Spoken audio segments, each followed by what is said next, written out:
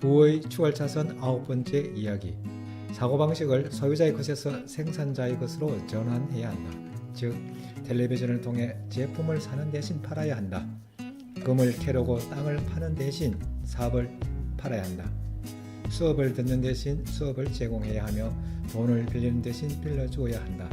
직업을 갖는 대신 고용해야 하며 집을 담보로 잡히는 대신 잡아야 한다. 소비로부터 달아나서 생산자로서 인생을 살아가야 한다. 소수만이 부자가 되고 당신은 이 소수 안에 들어가야 한다. 그러기 위해서는 생산자의 사고방식을 먼저 지녀야 한다. 부자처럼 소비하려면 우선 부자처럼 생산해야 한다. 하지만 많은 사람들이 이 과정을 거꾸로 밟는다. 즉, 소비를 우선시하면서 생산은 하지 않는다. 생산자는 부자가 되고 소비자는 가난해진다. 우선 생산자가 되고 다음으로 소비자가 되어라. 부가 당신에게 저절로 끌려오게 하라. 서행차선의 중심에 직업이 있다면 추월차선 중심에는 사업이 있다. 맞다. 자영업은 말이다. 하지만 소규모 자영업자 대부분은 추월차선으로부터 몇 광년쯤 떨어진 곳에서 서행차선과 실험하고 있다. 어떤 사업은 사실상 직업과 다를 바 없기 때문이다. 추월차선을 달리는 사람들은 생산자이자 기업가, 혁신가, 예지자 그리고 창조자다. 유감스럽게도 열의에 찬 자영업자 중 상당수는 느리고 답답한 속도밖에 내지 못하는 사업 기회에 기대고 있다. 예를 들어 핫도그 카트를 끌고 길거리에 나가 핫도그를 판다고 치자. 핫도그를 만들어내는 속도를 급속도로 증가시킬 방법은 없다. 당신이 도달할 수 있는 목표는 낮은 한계치에 가로막혀 있으므로 당신의 부의 변수는 제한적이다. 하루에 몇 개의 핫도그를 팔 수 있을까? 40개? 100개? 집으로 달려가 아내에게 여보 나 오늘 핫도그 2만 개 팔았어 라고 자랑할 수 있을까? 그런 일은 절대 없을 것이다. 다시 말하지만 핫도그의 사례 역시 내재가치가 지닌 24시간이라는 장벽과 일맥상통한다.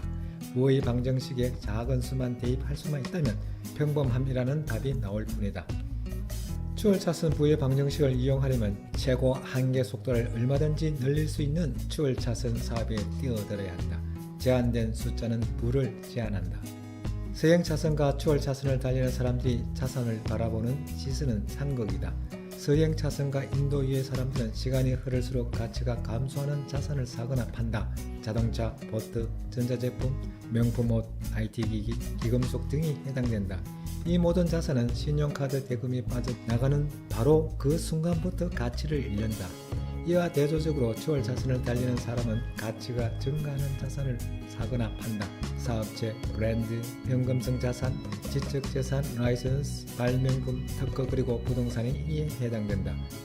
추월차선 부의 방정식과 깊은 관련이 있는 자산 가치의 힘은 거의 무제한 수준으로 변수를 늘리는 능력이 달려있다. 추월차선의 부정식 방법은 가치 있는 자산을 만들거나 사들여서 가치를 증대시키거나 변수를 조작한 후 다시 대파는 이를 바탕으로 해야 한다. 아니면 대신 서행차선식 대안을 선택할 수도 있다.